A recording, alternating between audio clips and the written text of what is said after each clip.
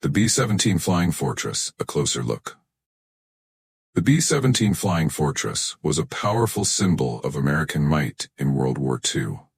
This four-engine bomber played a crucial role in crippling the German war machine, delivering over a third of all bombs dropped on German soil. Its nickname, Flying Fortress, stemmed from its impressive array of defensive machine guns designed to protect it from enemy attacks. However, the B-17's defenses were not perfect. The most vulnerable position on the aircraft was the ball turret gunner. This gunner, often referred to as the underbelly gunner, was housed in a cramped, exposed sphere beneath the plane. The ball turret was initially a complex and problematic system, but Boeing engineers later incorporated the more reliable Sperry ball turret, which became standard.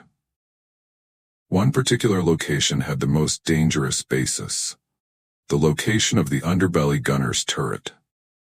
The ball turret was not originally part of the B-17's defense system.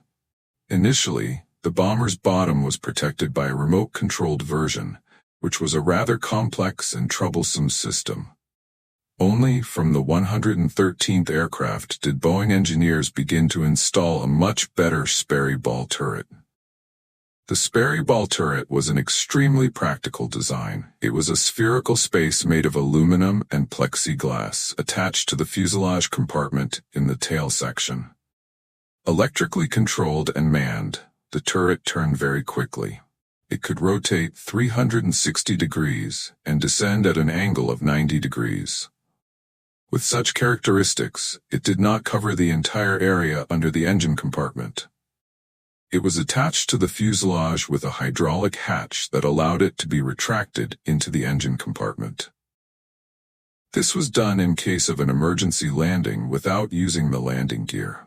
The B-17's turret was armed with two 50 caliber AN/M2 Browning machine guns that fired 700 to 850 rounds per minute.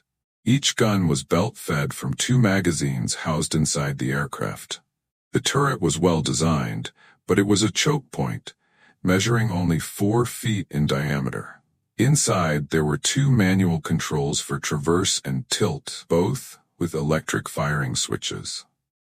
There was also a seat, a K4 computerized gun sight, and a suite of support equipment. The size of the turret required a very small gunner. Even then, the only way to fit inside was to curl up in the fetal position. The gunner was in a position where he had to wear the sight between his knees. In this extremely uncomfortable position, the gunner used both hands to control the movement of the turret and his feet to adjust the sight. Spending many hours in this position, in very low temperatures, was difficult. In addition to rotating in combat and focusing on the job of shooting down fighters, it takes a lot of courage to get into the turret and face the enemy in the sky. The weapon system work is done from inside the aircraft. This precarious position was incredibly dangerous, as the gunner was exposed to enemy fire from below. The small space of the turret often meant the gunner had to be of small stature, and even then, they could only fit by curling up in a fetal position. The gunner's parachute was stored in a small space next to the turret's entrance, requiring help from another crew member to exit in an emergency. A typical B-17 crew consisted of 10 men: a pilot, who was also the flight commander, a co-pilot, a bombardier, a navigator, a radio operator, 2 waist gunners, a tail gunner, and of course the ball turret gunner. These crews were rigorously trained in American air bases before being sent overseas to combat. Their mission was to carry out daylight bombing raids, often flying in box formations of 9 to 12 bombers, their machine guns providing mutual protection. However, this strategy proved to be costly, as the bombers were vulnerable to both enemy fighters and anti-aircraft fire, known as flak. The Americans relied heavily on the Norden bomb sight to target their attacks, hoping to hit specific industrial sites with precision, while minimizing damage to civilian areas.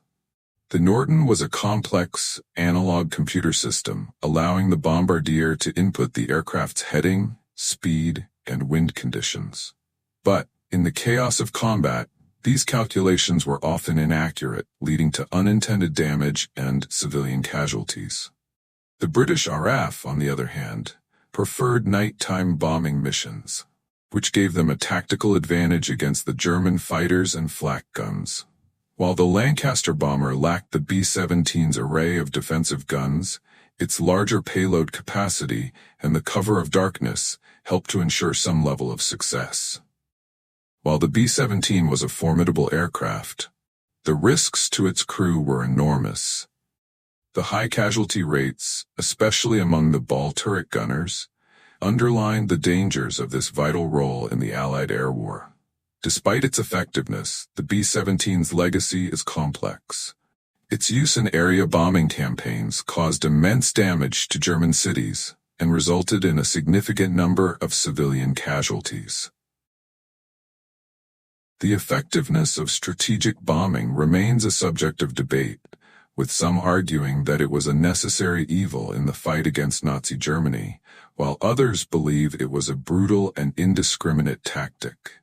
The B-17, along with the Lancaster, served as powerful symbols of the Allied war effort, but their use also highlighted the ethical complexities of aerial warfare.